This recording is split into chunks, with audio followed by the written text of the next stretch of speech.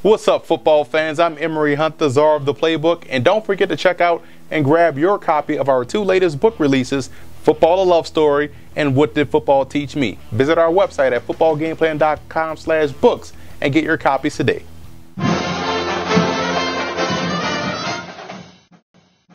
Rowan travels to Widener to take on the Pride, and the Profs boast one of the best backs in the country in Whit Marcelin, who's a legit game breaker in all three facets of the offense and special teams. The biggest questions for Rowan are along the offensive line and the second level of their defense. They're facing a Widener squad who's coming off an undefeated regular season and replacing their All-American wideout Anthony Davis.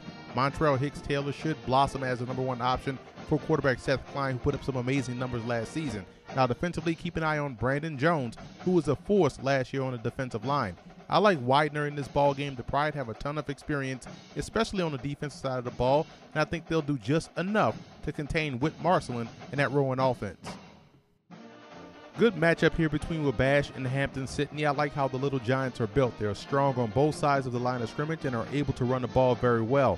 Hampton-Sydney is breaking in a new quarterback after Nash Nance graduated, and they'll be looking for a big play threat on the flanks as well, as Houghton Walker also graduates. Now, the Tigers were really good at getting teams off the field last season defensively, and linebacker Nick Martin needs to ensure that happens again in this game versus Wabash. I like the Little Giants in this matchup. I have to take that wait-and-see approach with this offense of Hampton-Sydney, and right now, with their ability to control the line of scrimmage, the Little Giants will show up big in this one. And finally, Heidelberg travels to Cortland State to take on the Dragons, and the Berg has to replace a ton of offensive firepower, but not much along the offensive line led by Alex Damschroeder.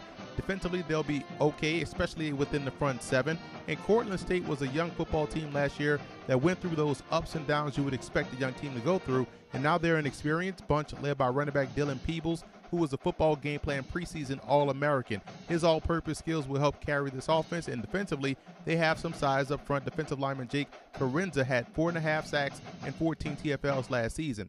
This is a great Week 1 matchup, and I like Cortland State in this one. Look for the Red Dragons to surprise this year in the Empire 8 Conference and push for Division III playoff berth.